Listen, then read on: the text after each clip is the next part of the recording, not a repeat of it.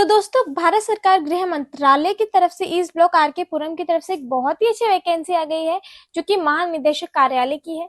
ठीक है, जो कि वैकेंसी है, ये वैकेंसी जो आई है, ये आई है head constable laboratory assistant, head constable physiotherapy assistant, constable nursing assistant cum medic in SSB की। इसके बारे में अगर आपको सारी जानकारी जाननी है तो मेरे चैनल गवर्नमेंट जॉब डायरेक्ट पर विजिट करें, चैनल को सब्सक्राइब करें और इस वीडियो को लाइक और शेयर जरूर करें। तो मैं बता दूं, इसका जो नोटिफिकेशन आउट हुआ है, ये 21 मार्च 2026 का, इसका जो लास्ट डेट है, ठीक है, अप्लाई करने की, वो 20 अप्रैल 2026 है। चलिए इसके बारे में आपको सारी जानकारी मैं दे देती हूँ। ठीक है, तो मैंने आपको पोस्ट बताई थी head constable laboratory assistant, head constable physiotherapy assistant और कांस्टेबल नर्सिंग असिस्टेंट का मेडिक की है, जिसमें टोटल वैकेंसी आपकी 76 है, जिसमें से हेड कांस्टेबल लेबोरेटरी असिस्टेंट की यूआर की 15 है, ईडब्ल्यूएस की 2 है, ओबीसी की 8 है, जैसे कि आप देख सकते हैं, एससी की 4 है, एसटी की 1 है, total 30। Head constable physiotherapy assistant की यहाँ पे यूआर में 7 है, ईडब्ल्यूएस में 1 है, ओबीसी में 3 है, एससी में 1 है, एसटी में 0 है, टोटल 12। ठीक है, एसटी में 0 है, सॉरी।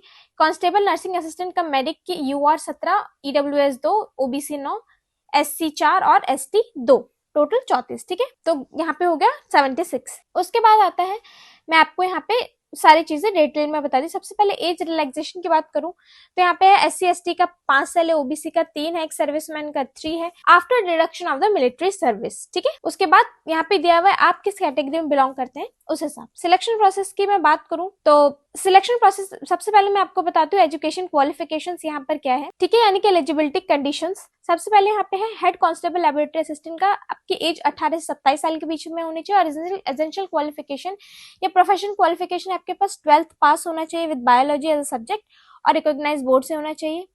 ठीक है, उसके बाद सर्टिफिकेट कोर्स से आपका मिनिमम वो 1 ईयर का होना चाहिए laboratory assistant course from a recognise institution. Working experience अगर आपका है तो 1 साल का होना चाहिए लैब असिस्टेंट का लेबोरेटरी डायग्नोस्टिक सेंटर और हॉस्पिटल और इंस्टीट्यूशन जो कि रिकॉग्नाइज है सेंट्रल गवर्नमेंट या स्टेट गवर्नमेंट से। दूसरा हेड कांस्टेबल है फिजियोथेरेपी असिस्टेंट का, इसमें 18 से 27 साल एज है, 12th पास होना चाहिए, सर्टिफिकेट होना चाहिए, एटलीस्ट वो 1 साल का कोर्स हो, एक्सपीरियंस होना चाहिए आपके पास 1 साल का फिजियोथेरेपी सेंटर में, मिनिमम 100 बेडेड हॉस्पिटल या फिर institute recognise by the central government और स्टेट गवर्नमेंट।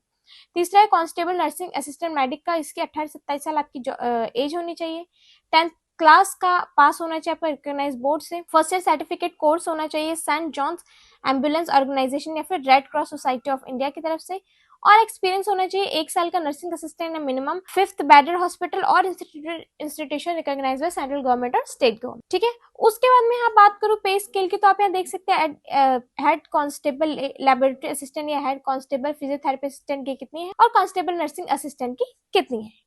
ठीक है, अब आती हूँ मैं यहाँ पर, अब हम बात करते हैं यहाँ पर सिलेक्शन प्रोसेस की, जिसमें आपका है फिजिकल एफिशिएंसी टेस्ट और physical standard. Physical efficiency test में मैं हेड कांस्टेबल की बात करूँ जो कि लेबोरेटरी असिस्टेंट और हेड कांस्टेबल फिजियोथेरेपी असिस्टेंट का है, इसमें आपका रेस है फॉर मेल के लिए 1.6 किलोमीटर भागना है आपको 6 मिनट 30 सेकंड में, और फीमेल का 800 मीटर भागना है 4 मिनट। कांस्टेबल नर्सिंग असिस्टेंट का मेडिक का मेल का है 4.8 किलोमीटर रेस इन 24 मिनट्स और 2.4 किलोमीटर रेस इन 18 मिनट। ठीक है, एक्स सर्विस मैन है, एग्जम्प्टेड है इस टेस्ट से। ठीक है, लेकिन वो दूसरे में आएंगे, यानी कि पीएसटी वगैरह डॉक्यूमेंटेशन मेडिकल एग्जामिनेशंस में वो होंगे। फिजिकल स्टैंडर्ड टेस्ट में जो कैंडिडेट है वही लोग आएंगे जिन्होंने पैट क्लियर करा है। ठीक है, जो कैंडिडेट एक्स सर्विसमैन है जिन्होंने मिनिमम हाइट और चेस्ट रिक्वायरमेंट पूरी नहीं करी, वो भी रिजेक्ट हो रहे हैं। ठीक है, इसके बाद आते हैं यहाँ पे है मिनिमम हाइट और chest for male and females. ठीक है, मिनिमम हाइट और चेस्ट है कैंडिडेट का लिए, ये उन लोगों का है जो अनरिजर्व्ड है और इकोनॉमिकली वीकर है, शेड्यूल का से अदर है। तो आप देख सकते हैं आप किस में बिलोंग करते हैं तो आपको पता चल जाएगा। ठीक है, यहाँ पे मेंशन है 2, 3, 4 में। ठीक है, यहाँ पे और है आगे। इसके बाद आता है स्टेज 2 रिटन एग्जामिनेशन, जिन्होंने पीएसटी क्लियर कर लिया वो इस एग्जामिनेशन में आएंगे। यहाँ पे 4 head constable laboratory assistant physiotherapy assistant का है।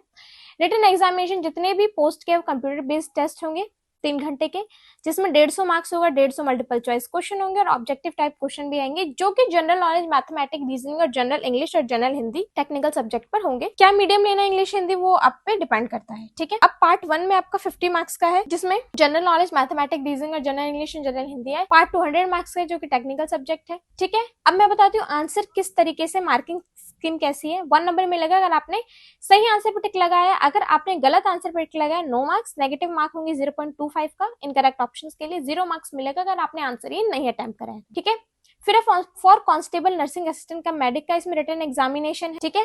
कॉमन एंट्रेंस टेस्ट होगा जो कि 2 घंटे का होगा। 100 मार्क्स, 100 मल्टीपल टाइप क्वेश्चन, जिसमें जो कि general knowledge, mathematics, reasoning, general English और हिंदी पर होंगे। मार्किंग स्कीम यहाँ पर सेम ही है, ठीक है। उसके बाद आते हैं यहाँ पर, तो मैं लगभग आपको सारी जानकारी दे दी। ऐसे और जानकारी के लिए मेरे चैनल गवर्नमेंट जॉब डायरेक्ट पर विजिट करें। चैनल को लाइक और सब्सक्राइब जरूर करें और इस वीडियो को ज्यादा से ज्यादा शेयर जरूर करें।